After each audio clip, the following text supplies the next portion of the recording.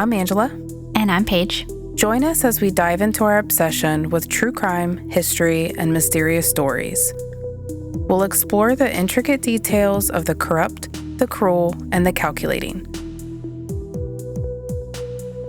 We assume no responsibility or liability for any errors or omissions in the content of this episode. The Corrupt Podcast is based on the facts and our opinions of the case.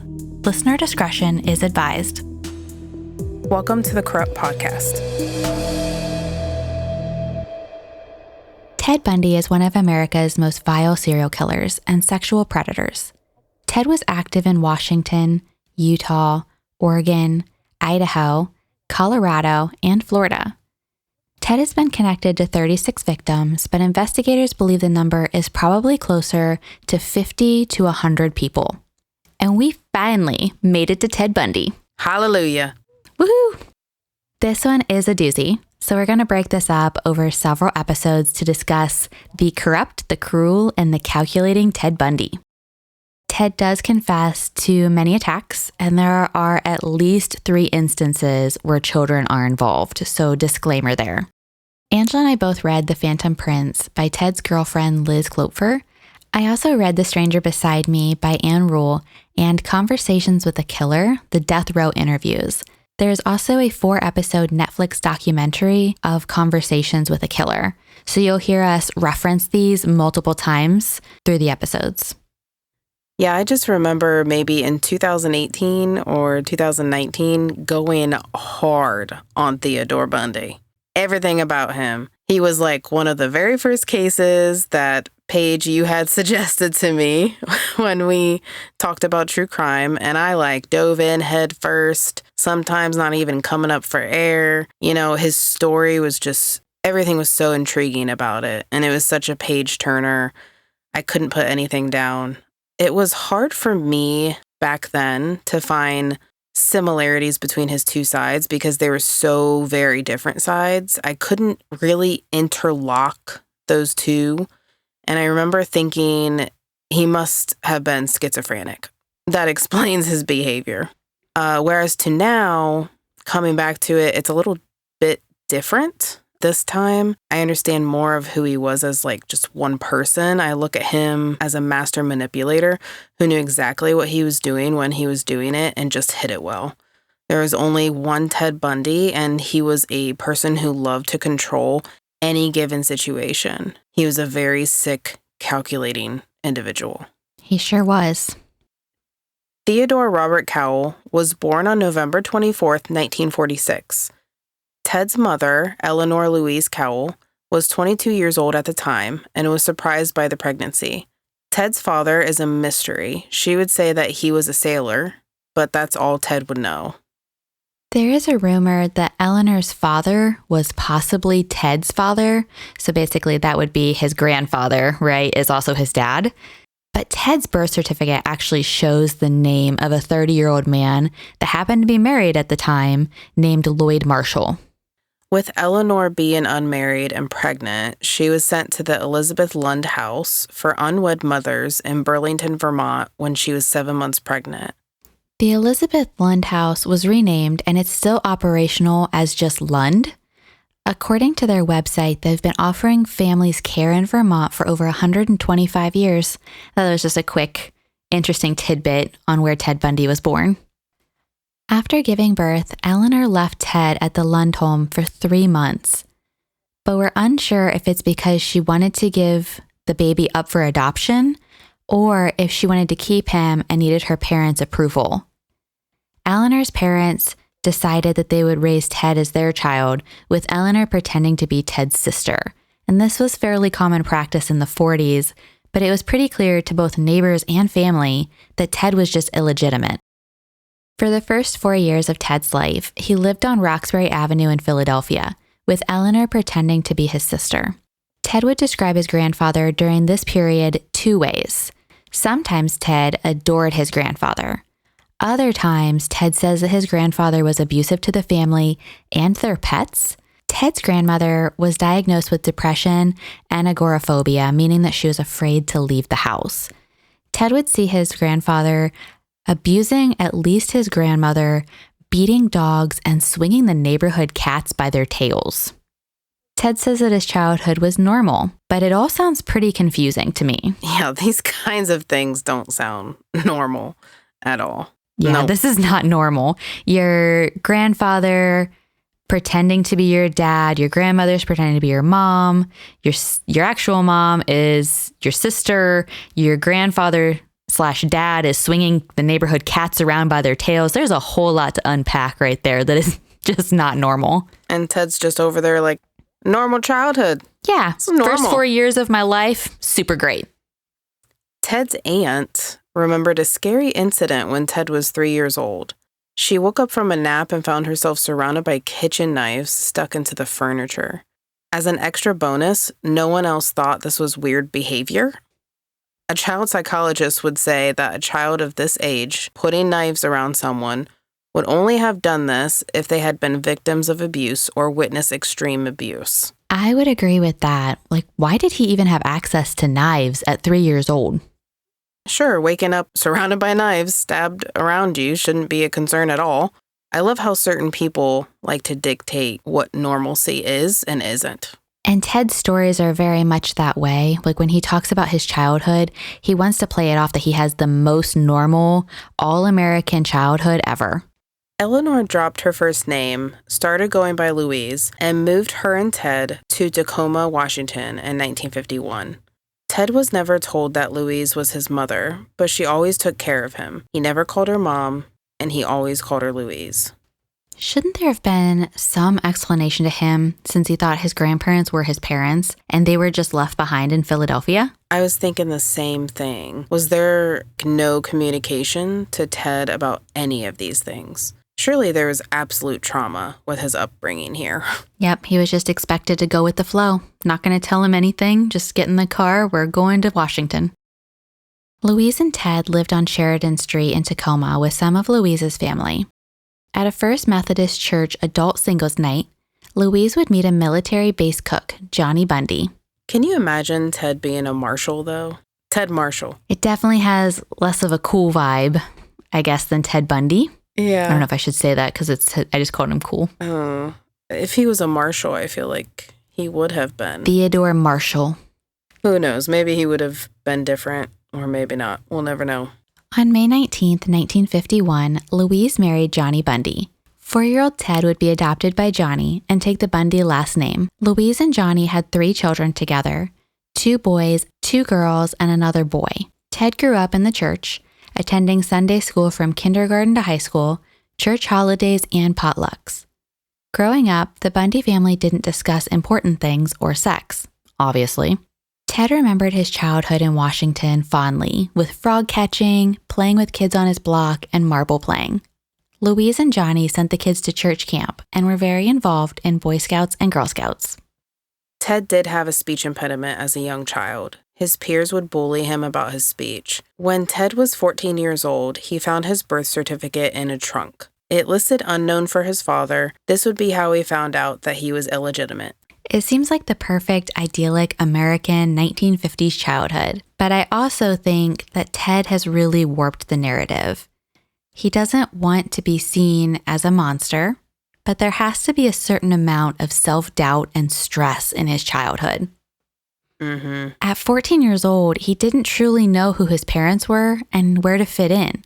Even before finding his birth certificate, he had to have felt that he was different from his other siblings. 100% had to feel different. He had to have been pushing that stress somewhere else.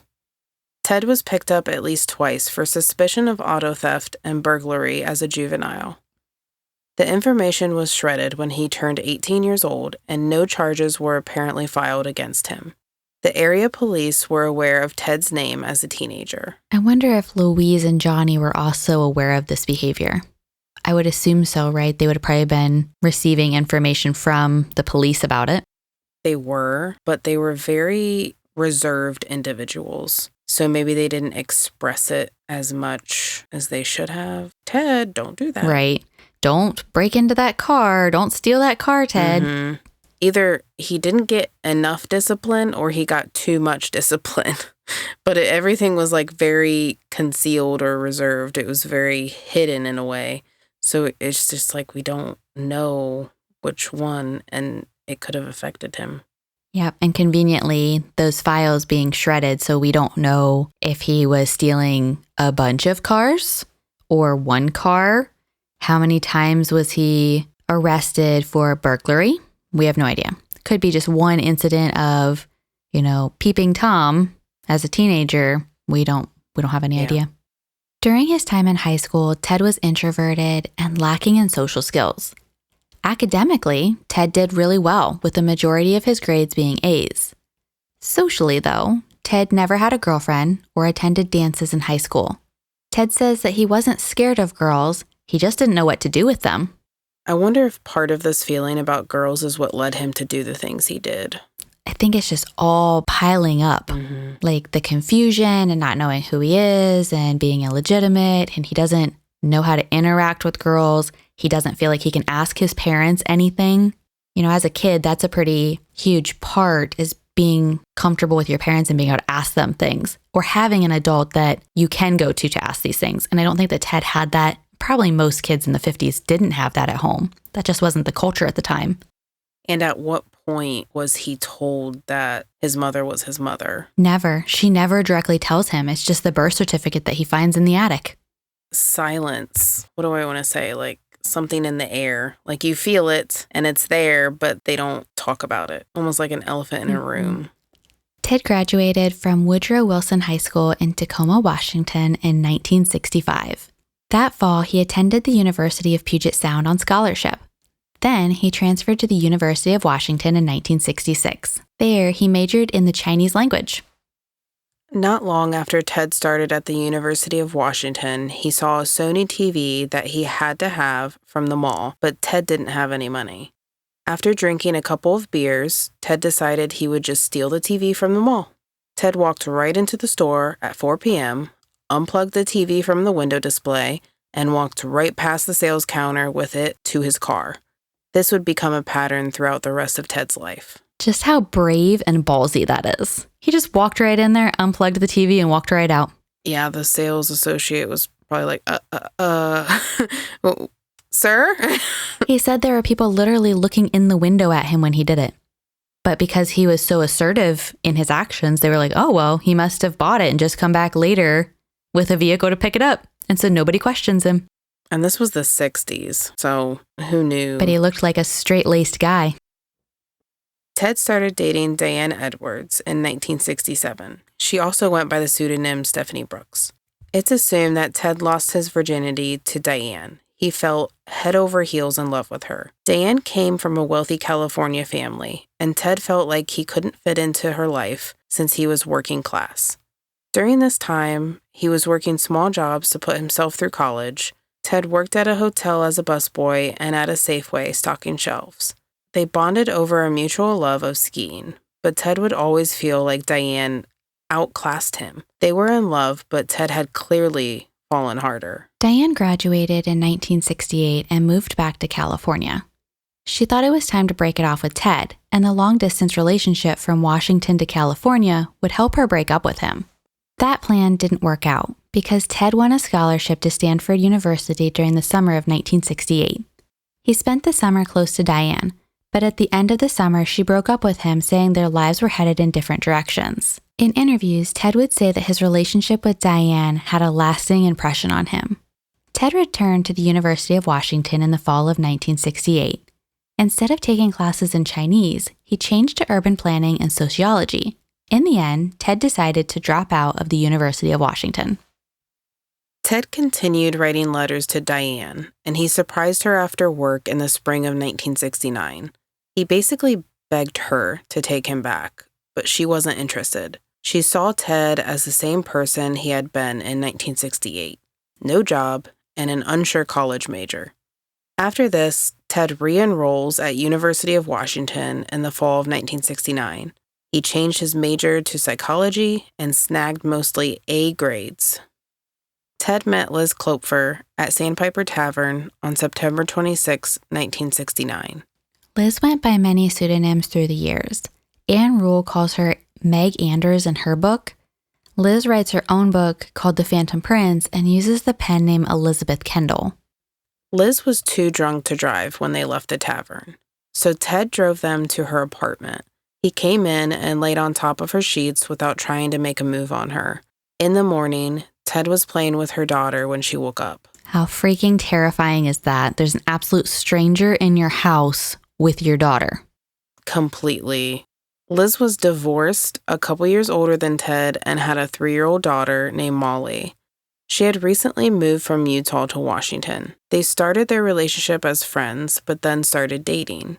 Liz believed in Ted and his dreams, unlike Diane. Ted worked 2 part-time jobs and went to school. If he was short on money, Liz would loan the money to Ted to help with schooling. He was a devoted father figure to Molly. They took family trips and went camping and sailing. On Saturday mornings, Ted would let Liz sleep in while he made breakfast and took care of Molly. Ted was a likable guy. Liz's parents loved him. Ted and Liz's dad would do things together all the time, like discussing football and hunting. In the early 70s, Liz took Molly to the park by herself in Seattle, and Ted was horrified. It was too dangerous for Liz to take Molly to the park alone. Ted requested to always go with them. Like Diane, Liz wore her brunette hair long and parted in the middle, which is a common hairstyle that we're going to see over and over as we discuss Ted's case. In the beginning, Ted seems like the dream man, but their relationship was actually pretty rocky. Liz was an alcoholic, and they were very different people. Ted would also drink frequently until he was blackout drunk. Ted would describe his love for Liz as so extreme it was destabilizing. But then they fought frequently, and he was known to be unfaithful multiple times. He continued working hard and seemed to become an ideal citizen in the late 1960s. He helped run down a purse snatcher and returned the stolen bag to its owner. In the summer of 1970, he ran into a lake to save a 3-year-old from drowning. Ted was very against the Vietnam War. The University of Washington was having riots and anti-war movements. In fact, he wouldn't be drafted because he was classified as 4F, unfit for military service. This may have been for a combination of reasons, but it's usually because of medical conditions or impairment. In Ted's case, I think it's safe to assume that it was due to a mental or psychological impairment. It's confusing to me that if he was unfit for military service because of a psychological impairment, why did he have such a high IQ? I think it takes you back to Marcel Petiot. Very smart, very high intelligence, however, also able to work the system. So, again, did they actually find something, a mental impairment with Ted? Or was he so smart that he was able to manipulate them? He wouldn't be unfit for military duty because of his speech impediment, would he? I wouldn't think so. I think he was pretty past that by the late 60s. I don't hear anything about his speech impediment after he's an adult. Seemed like it was a childhood situation. Grew out of it, got better. Yeah, maybe some speech therapy helped him. Anne Rule met Ted in 1971 while working at the crisis clinic in Seattle. Ted was a work-study student at the time. Anne worked a 4-hour shift on Tuesdays with Ted, and they became friends. Ted would talk people through all types of crisis. Some of the calls were from overdoses, and it took Ted and Anne an hour to stay on the line waiting for the call to be traced and medics to help the caller. Ted spoke to Anne about his relationships with Diane and Liz. He described Diane as being his true love, that he loved Liz, but it was a different type of love. Ted and Anne would remain friends and stay in contact until 1986. By 1972, Liz and Ted had been dating for 3 years, and Liz was thinking about marriage. That year, they picked up a marriage license, but then got into a huge argument when Liz's parents were coming to visit, and Liz didn't want them seeing Ted's clothes in her closet. During the argument, Ted tore up the marriage license and accused Liz of being childish. At the same time, doctors recommended that Liz give her body a rest from birth control. So Liz and Ted decided to watch her cycle.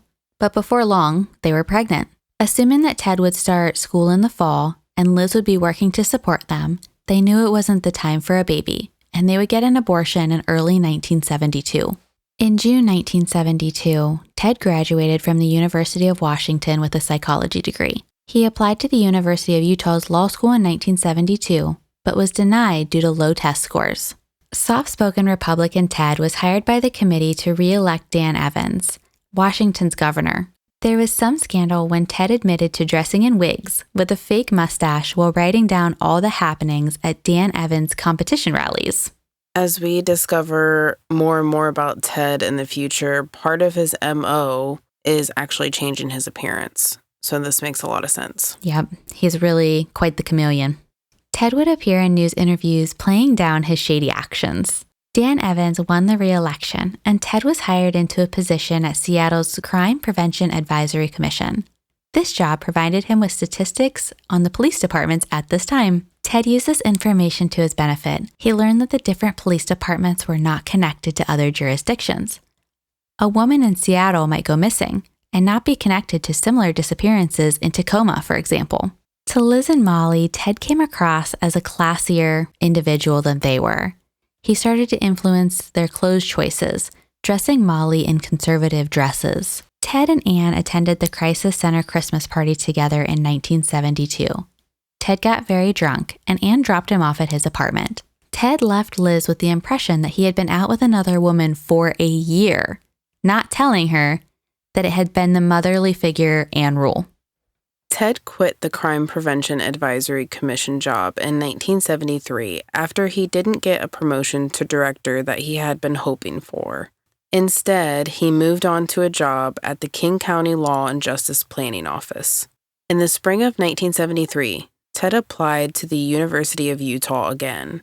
This time, he sent them a 6-page personal statement on his philosophies of law, his resume, and multiple recommendations. Even though his test scores were still not great, Ted was admitted to the University of Utah. After all the work Ted did to get enrolled in the University of Utah, Ted changed his mind about attending. He contacted the admissions office and lied, saying he had been in a terrible car accident and was hospitalized. Ted had wrecked Liz's car and sprained his ankle. Ouchie, so terrible. But we don't know how or why he chose not to attend the school. At this point, his sense of control really sticks out. You know, he didn't get into the University of Utah his first try, so he tried again, but once accepted, he turned the tables and never went. Yep, fair point. Instead, Ted attended night classes at the University of Puget Sound Law School. He was very disappointed with the night classes. He was looking for a fancy law school, but that's not what his test scores and this university provided him. Ted started another Republican Party job, this time making $1,000 a month salary as an assistant. This salary wasn't a ton of money, approximately $7,000 per month today, but for Ted, that was a significant pay increase. This job had Ted traveling all over the state of Washington. Ted and Liz had been together for 4 years by the summer of 1973. During one of his work travels to Sacramento, Ted met up with Diane again. To Diane, Ted now seemed like a solid 27-year-old guy working on his law degree. They went to dinner and Ted never mentioned Liz. In September, Diane flew to Seattle. She and Ted spent the weekend together and discussed marriage. Just like he intended, Diane fell in love with him. Ted invited Liz to the Crisis Center Christmas party of 1973. She met Ann and after a year of jealousy, realized that Ted's prior Christmas party date was Ann. So Liz feels a little better thinking, okay, well, Ted wasn't being unfaithful with Ann, but what she doesn't realize is that he is being unfaithful with Diane. Mm-hmm. In December 1973, Liz and Molly flew home to Utah for Christmas. Diane flew to Seattle again. This time, they stayed in an apartment of one of Ted's friends. After Christmas, Ted seemed to change, no longer wanting to discuss their marriage plans. Diane started to feel that Ted was no longer attracted to her at all. She flew back home on January 2nd, 1974, and didn't hear from Ted again until February. In February, Diane called Ted, and when she got upset, he told her that he had no idea what she meant and hung up the phone. Diane would eventually work out that Ted had pined for her for 6 years, but the whole thing was some kind of revenge for rejecting him in 1968. It's been speculated that this was a long-term revenge plan. He had no interest in law, but knew it would look good to get Diane back, then drop her. Shortly after this, he attends less and less law school classes, and then eventually drops out altogether. I mean, I just think this was a wrong turn for Ted. He had the potential to become someone like a lawyer, but only used it in his sick scheme of revenge. Yep, things definitely start to go wrong for him after this revenge scheme is up. 2 nights after Diane had flown back to Sacramento on January 4th, 1974, 18-year-old Karen Sparks Epley, also known as Joni Lenz, would be attacked. She was discovered in her basement room by her housemates the next afternoon. Karen would be one of the few to survive an attack. A metal rod had been pulled from her bed frame. She had been beaten and raped with the metal rod. Her housemates had not heard the overnight attack. Karen would have no memory of 10 days prior to the attack, and she was left permanently brain damaged. She lost 50% of her hearing and 40% of her vision. The police could find no motive for the attack. It might have been a crime of opportunity if the basement door had been unlocked or someone could have been watching her from a basement window. Linda Ann Healy would be last seen on January 31st, 1974. At 21 years old, Linda was a University of Washington student and the ski announcer for a Seattle radio station. Linda lived in a basement bedroom in a house she rented with 5 other students. On January 31st, she stayed up watching TV late with her housemates, then went to bed around midnight. Linda's alarm went off at 5:30 a.m.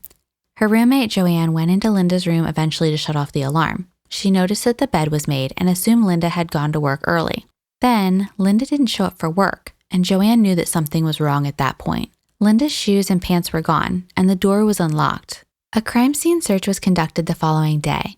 Blood was found on the head and pillow area of Linda's bed. The bed had been made over the blood marks, but with an incorrect fold that was noted as not Linda's typical way of making her bed. Blood was also found on Linda's nightgown that had been hung back up in the closet. This implied that someone had attacked her and then at least partially dressed her. Linda's family would offer a reward for information on her disappearance. They hired a private detective as well.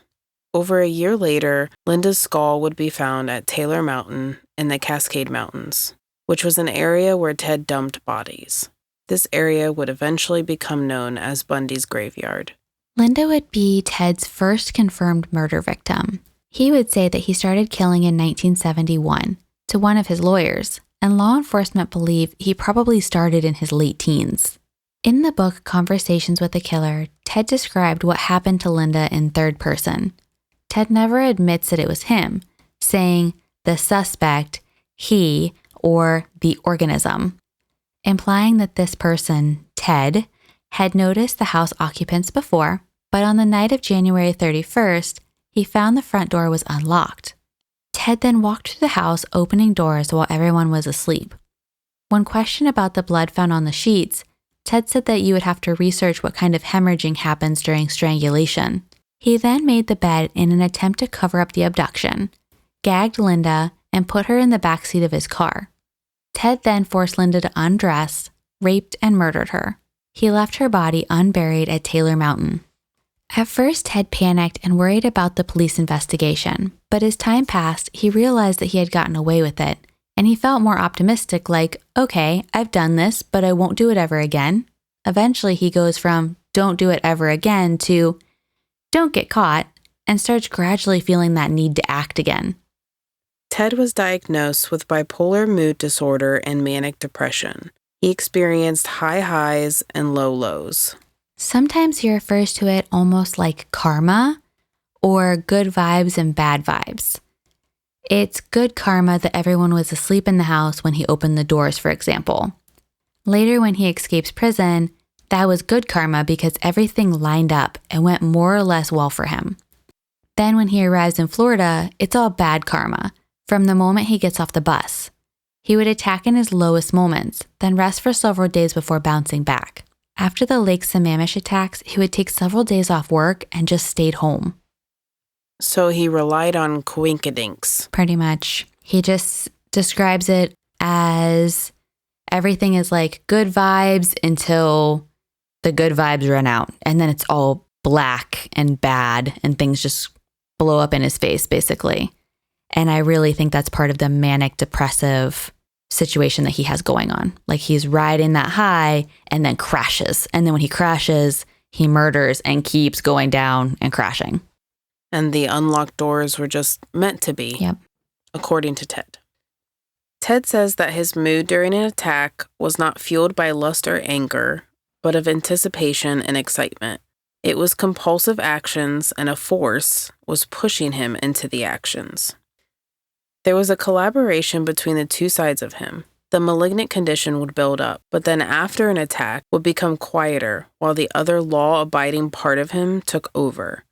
Time would pass, and the malignant side would rise up again. He described the situation as a normal person that is concealing the malignant side of himself.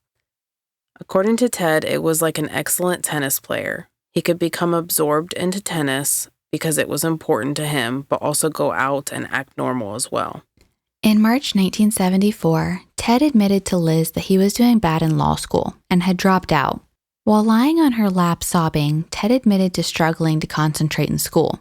I wonder why. He was driving around all night stalking, kidnapping, and murdering people instead of studying. The mental anguish he had to be under to sob on her lap, I'm not feeling sorry for him at all, but the torment he was under was completely his fault and he knew it. I mean, Bundy, the man just doesn't cry. This could have been a turning point for him as well to become a better person, but it wasn't. Ted decided to apply for the University of Utah and was accepted for the fall of 1974. He doesn't ask Liz to move in with him, and he's acting more and more distant. Liz suspected that Ted was cheating on her. He was hot and cold in their relationship, but it was actually because he was feeling the sickness coming over him more and more and was trying to stay away. So in a way, did he feel protective over her? He didn't want to get closer. He didn't want to mess up and have that force or whatever take over him and take Liz away from him. I think so. He was using her as almost like a level to keep him back on the straight and narrow. Yeah, Liz was Ted's pathway to living a normal life. Like he tried to live in two worlds but couldn't. And like we just heard, it tore him at the seams internally. Liz was kind-hearted enough, bless her soul, to love him at a distance and in a way never gave up on him. Ted loved Liz and wanted to kind of keep her at his hip for like a backup plan. Yeah, I agree. On March 12th, 1974, Donna Gail Manson would be kidnapped from Evergreen State College in Olympia, Washington. Donna was 19 years old and a student at the college. She was last seen on her way to the campus jazz concert at 7 p.m. Her body has never been recovered, and she's still listed as an endangered missing person. 2 days prior to Ted's execution in 1989, he would confess to Donna's murder. He also admitted to burning Donna's head in the fireplace of Liz's home. In August 1979, 2 hikers found human remains at the foothills of Mount Rainier, including a multicolored top that matched the description of Donna's shirt. Unfortunately, the remains and evidence would be lost by the Pierce County Sheriff's Department, so we will never know for sure if the remains were Donna's. How do we lose evidence here? Were they like sending the evidence out to be examined and it got lost in the mail? Or why? Why did we lose it? Yeah, there's several cases or several victims that their remains are lost. I just don't get it. I don't get it. This should be priority number 1. Agreed. Susan Rancourt disappeared from Central Washington State College on April 17, 1974. At 19 years old, Susan was studying biology and working full-time at a nursing home to put herself through school. In high school, she was homecoming queen. Her family nicknamed her Prudence Pureheart because she was incredibly wholesome and sensible. Susan took a load of laundry to the campus laundry room, then walked to a campus meeting. She left the meeting in her yellow raincoat and was never seen alive again. Susan had plans to watch a movie with a friend that evening, but never showed up. Her clothes were also left in the washer. When she didn't arrive back at her dorm room on that evening, her roommates reported her missing to campus police. Search parties, including Boy Scouts, looked for Susan, but without luck. There was a rumor that a man with a bandaged arm was asking women for help at the library that day. A year later, Susan's skull would be found, with 4 others at Bundy's graveyard on Taylor Mountain. While awaiting execution, Ted confessed to murdering Susan. Roberta Kathleen Kathy Parks was abducted from Oregon State University on May 6, 1974. In 1980, Ted spoke in third person again when describing Kathy's kidnapping and murder. The suspect's M.O. was more sophisticated than the Linda Healy case. He approached Kathy at a library or cafeteria and invited her for dinner or drinks. Once in the car, Ted made up an excuse for not going to the tavern and headed towards a cornfield where he overpowered Kathy. She was forced to undress and he rapes her. Kathy was alive and tied up when Ted drove her 5 hours to Washington. Once in Washington, it was late at night. Ted sexually assaulted Kathy a second time, then murdered her and left her body at Taylor Mountain. In 1980, Ted's really big about admitting to his crimes in third person, which just shows what a pompous jerk he is. He wouldn't talk about anything serious in those 1980 interviews until he was given the option to speak in third person. Then he would still talk in circles depending on his mood. That's the sense of control he still wanted to have. The courts put him in prison, but he'll be damned if he lets anybody else get what they want, even how they want it. He has to control the narrative always. Ted met his future wife, Carol Ann Boone, while working at the Department of Emergency Services when Ted was an intern in 1974. They became good friends that summer. Carol Ann had glasses and didn't wear her hair long and parted in the middle, which was Ted's type. Brenda Bull disappeared on June 1st, 1974. She had left the Flame Tavern and was picked up while hitchhiking by Ted. Changing up his MO again, Ted took Brenda home with him, where they got drunk. From here, Ted says they had more or less consensual sex. Then, while Brenda was asleep, he strangled her. Brenda's fractured skull was later found at Taylor Mountain. Clearly, Ted had beaten Brenda as well. He left Brenda's body in his bed, then moved her to his closet before eventually bundling her up and driving her remains up the mountain. This story, like so many others, just does not add up. More or less consensual sex is rape. In interviews, he said that he just strangled her, but we know that she was beaten as well. Ted would later be diagnosed with necrophilia, paraphilia, and sadism. He probably had other intentions for keeping her body in his room. Necrophilia is the sexual attraction to a dead body, which goes hand in hand with paraphilia, meaning he had extremely abnormal sexual desires. Okay, that's disgusting on all grounds. When Ted was talking about himself in the third person, I wish those interviewers would just have pushed him more. Clearly, she was not only strangled, but beaten. Please, shed some light, Ted. Shed some more light on this. He's a master manipulator, though. Every time they push on him or lean on him, he would just talk in circles, not give them any of the information that they want. He's super vague in his responses. And there's 2 interviewers in 1980. Sometimes one of them will be the good cop and one of them will be the bad cop, and they kind of switch back and forth, and he's just too smart.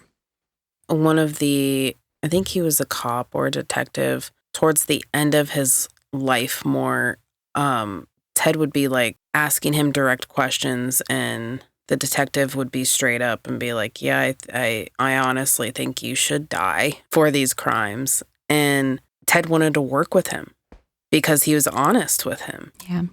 That's what he really wanted. He didn't want the bullshit, even though he gave it. But from the receiving party, he wanted them to be honest. And he could detect when they lied. Mm-hmm. He was just super master manipulator. He really is a predator. Like, think shark in the water. He's very next level with the things that he picks up on that other people don't see or don't recognize.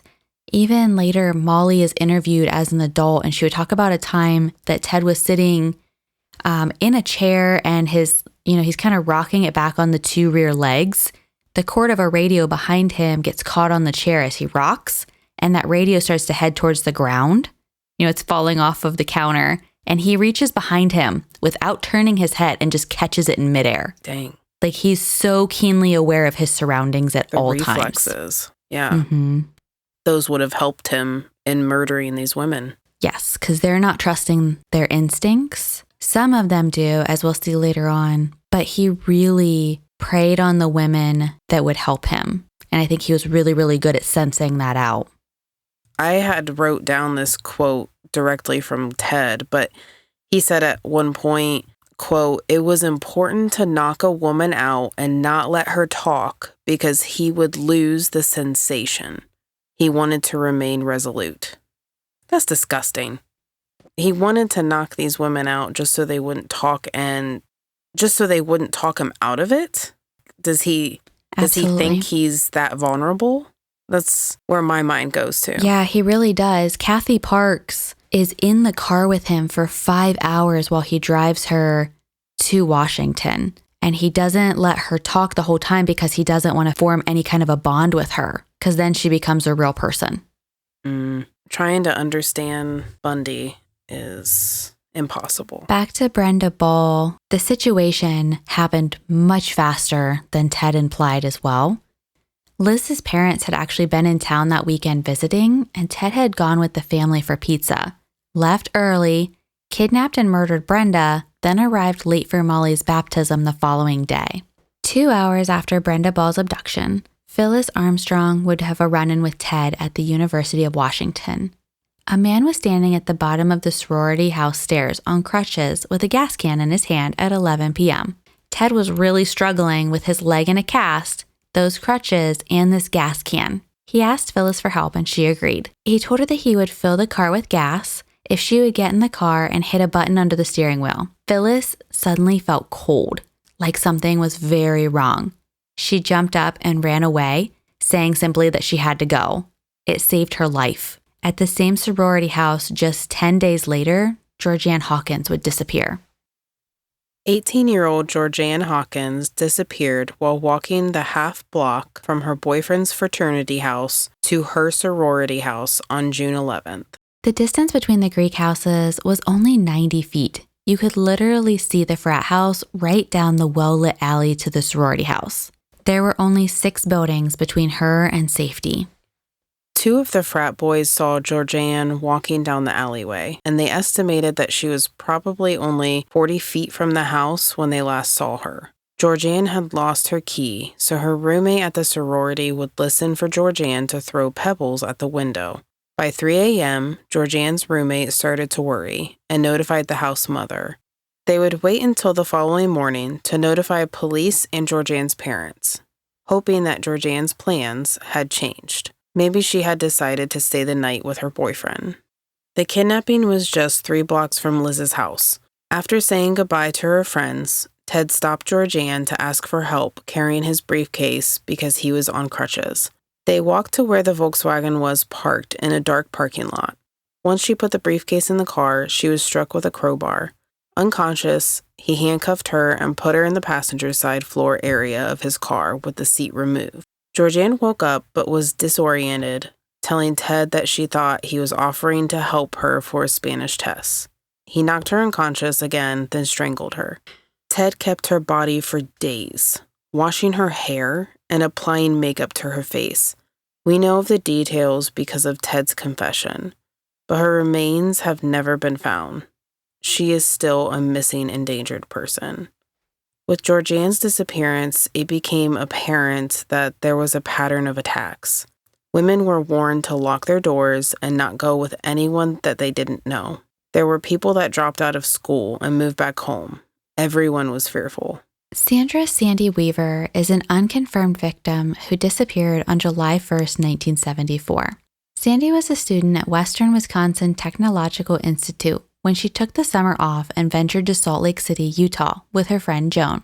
Sandy and Joan took a job at a warehouse, but on July 1st, Joan was notified when Sandy never came back from her 10:30 a.m. lunch break. Joan would tell the police that she didn't think Sandy would run off. They didn't know anyone else in Utah. Sandy's body would be found the following day. She had been beaten with fists, then suffocated. She wouldn't be identified until January 1975 based on dental records. Ted never admits to Sandy's murder, but he continues to be the prime suspect. The only thing found on Sandy's naked body was a cross necklace, which is an important link to Ted. On Saturday, July 13th, Liz called Ted to see if he wanted to do something together the following day. Ted told Liz that he wouldn't be able to because he had some things to do and wouldn't make plans with her. The following morning, on Sunday, July 14th, Ted showed up unannounced at Liz's house before she went to church. He asked her what beach she planned to be going to that day and implied that he might join her at Carkeek Beach later that day. Having sent Liz to Carkeek Beach with no intention of joining her, Ted went instead to Lake Sammamish State Park. The park was packed that day with over 40,000 visitors due to a beer company promotion event. Janice Ott was 23 years old and a married youth services caseworker. Her husband, Jim, was away for several weeks, and they had been writing letters back and forth. In a 1989 interview, her dad would say she was everything we could want in a girl. Janice rode her yellow 10-speed bicycle to the park with the intention to sunbathe on July 14th. In the parking lot, 2 witnesses would overhear a man introducing himself as Ted, asking Janice for help loading his sailboat on the top of his bronze or metallic-colored Volkswagen. It was around noon when witnesses saw Janice get in Ted's car and drive away. Denise Nesland was 19 years old when she disappeared on her way to the restroom at Lake Sammamish Park at 4 or 4:30 p.m. Denise had been at the park with her boyfriend and another couple. Denise's mother said that she had a helpful personality and that might have put her in danger. Her friends were unable to find her, and eventually her boyfriend drove Denise's car to her mother's house, saying that she was missing. The police were immediately notified, and they would be on the scene looking for Janice and Denise on July 14th. We know that Ted took Janice and Denise to a house in the area. Having already staked out the house and knowing the homeowners would be gone for a long time, he first took Janice, where he raped her and left her tied up. Speaking in third person, Ted confessed to chit-chatting and discussing the weather with Janice before driving her to a secluded spot in the trees and pulling a knife or gun on her. She would be alive and left at the house. Ted then went back to the beach to lure Denise away. He didn't change clothes, he just went back to the beach. Based on Ted's confessions later, Ted would rape Denise in front of Janice, then both women were tied up and murdered together in the same room of the house. Their cause of death was most likely stabbing or strangulation. Realizing that he had just kidnapped 2 people in broad daylight, Ted panicked. Ted took Denise's bike to the Arboretum, and it's suspected that a kid probably picked it up there. Within hours, he would load both bodies into his VW and leave them in a secluded area. Janice's sister refuses to say Ted's name. Instead, they call him the monster. In the 50 years since Janice's disappearance, her sister has never once been asked to be interviewed. It's always articles, books, and movies on Ted. There were many witnesses at Lake Sammamish that day. Investigators knew the medium-build, dark-haired man had introduced himself as Ted and drove a tan or light brown Volkswagen Beetle. He was described as having a Canadian or British accent. Composite sketches were drafted and sent out. There were 42,000 Volkswagen Beetles in Washington state at that time. Eventually, the list of Volkswagen owners would be narrowed down to 3,500 people, then to just 25 potential suspects. Narrowing down the names and registration would take a long time, as it was mostly a manual process unlike today. A psychologist was brought in to make a profile of the suspect. She suspected that the attacker was upper to middle class, he would be manipulative, and his life probably revolved around women. She really hit the nail on the head here. Ted wasn't a common name in Washington at that time. This psychologist actually joked with an intern that they only knew one person named Ted, and that was Ted Bundy. There's just so many coincidences. Is this the psychologist that used to work with Ted? Yeah, she knew Ted, and she was like, oh yeah, the only one I know is Ted Bundy. I was going through that with my head, and I'm like, is this the same damn psychologist? So she knew of him, and the whole thing's wonky. Ted and Liz had dinner that night. She had waited for him all afternoon at Carkeek Beach, but he never showed up. He told Liz that he had cleaned his car, helped his landlord with some yard work. By the end of their evening, Ted was coming down with a cold, but still insisted on removing Liz's ski rack from his car and installing it back on Liz's car. The ski rack would have been used to move Janice's bike and could have been an identifying feature on his VW. So instead, he installed it on her VW Beetle.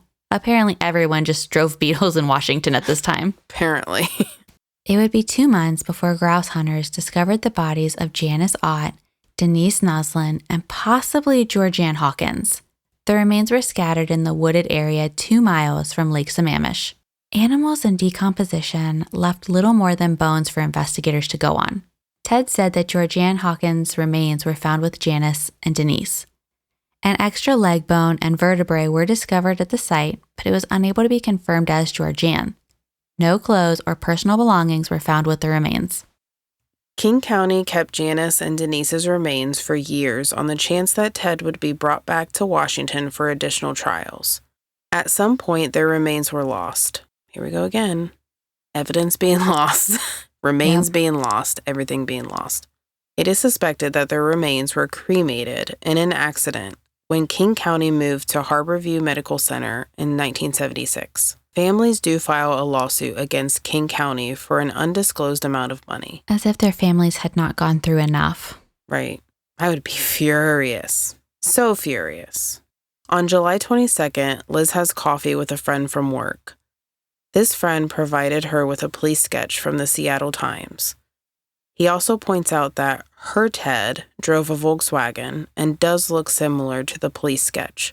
After work, Liz went to another friend's house and they hashed out what to do, eventually deciding that Liz should contact the police.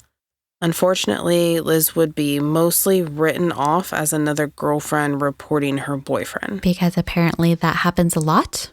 Right? The police confirmed the Volkswagen at Lake Sammamish was metallic, but Ted Bundy's was brown. The suspect's height was also reported to be 5'6" or 5'7", which was shorter than Ted's real height. Liz basically decides it's just a coincidence that her Ted's composite looks similar to the Ted. Is the police, you think, being sexist here? Like, it's like they can't trust the girlfriends. If Liz's friend would have brought up Bundy's name to the police, the male friend, they may have looked into him more. Maybe. It's easy to say now, though we know it was Ted Bundy, but then when they're looking down 3,500 Volkswagens, that's a lot of information to go through and sort through. It's a lot of Herbies. Is it Herbie? Is that the show? Yeah. The love bug. I remember I wanted a Volkswagen Beetle as well, until I learned about Mr. Bundy. Also, I think they roll a lot. Like, they're very easy to roll. Yeah. Like if you're in a wreck and they... Yes. Liz contacted the police again on August 8th, 1974, after reading a news article named University of Washington's Co-ed Encounter with a Man Like Ted. The article was about another woman's experience on the same day Georgianne Hawkins disappeared. On the early morning of June 11th, a college student was walking to her boyfriend's frat house at 12:30 a.m. when a man appeared on crutches carrying a briefcase. Every few steps, he would drop the suitcase, so this student helped him carry the suitcase to her boyfriend's frat house. She told him that she would only be there a few minutes and then could give him a ride in her car. She ended up staying, though, for an hour, and when she came back outside, the man was gone. Georgianne would be last seen just minutes later at 1 a.m. This girl just saved her own life, and I love it. Ultimately, it's not right because Georgianne got murdered instead. But imagine blowing off Ted Bundy. Yeah. Like, Theodore could have also gotten nervous being right outside the frat house of college men that could mess him up too. And you know that they had the windows open of the frat house because 10 minutes later, when Georgianne leaves, a couple of her friends in the house actually yell out the window at her. So there's a lot of witnesses around here. Yeah. I also feel like he was intimidated by men and not so much women. Women would swoon themselves over him, Mm-hmm. and men would be, blunt or forceful, and he wasn't about that life. Nope, he liked to be a weasel and just ask nice women for help and then murder them. Yeah, he was a punk. Liz had seen crutches in Ted's room before, and this was the final straw. She becomes obsessed and terrified for a while, thinking that Ted must be the killer. At one point, Liz went to his apartment and stole an envelope of canceled checks while he was not home. She also found a bag of women's underwear, plaster of Paris and a bowl of house keys at Ted's apartment as well. Liz would report Ted to the police 3 times between August and December 1974 without luck. Liz and Ted had been dating for 5 years by the fall of 1974 when he left for Utah. Not even kidding here. I had to Google plaster of Paris. Really? We used it a couple years ago to make like handprint ornaments. Goes back to like living under a rock. I just cannot imagine breaking into my boyfriend's apartment and finding a bag full of someone else's underwear and a bowl of house keys. Yeah, I have so many questions just right there. And she never confronts him. Like she just takes the envelope of canceled checks and keeps them and uses them later, but she doesn't say anything to him about it. And you know he's making casts with that plaster of Paris. Yep. And if I would have just found the women's underwear, I'd have been like, something sketchy. Mm-hmm. No. Assume that he's cheating on you, right? Hell no. Out. You're out. So this is where we are stopping part 1 on Ted Bundy. It was a good one. Stay tuned for part 2, 3, and 4. We would love for you to become part of the Corrupt crew. You can find us on Patreon with multiple tiers and PayPal. This will score you our appreciation and will announce your name in a future episode. Both links are in the episode notes. Case suggestions and feedback can be emailed to us at corruptpod@gmail.com. The sources for this episode will be listed in the episode notes. You can find us on Instagram, Facebook, and Threads. Don't forget to subscribe to catch our new Corrupt content. Please also leave us a review wherever you're listening to this episode. Bye. Bye.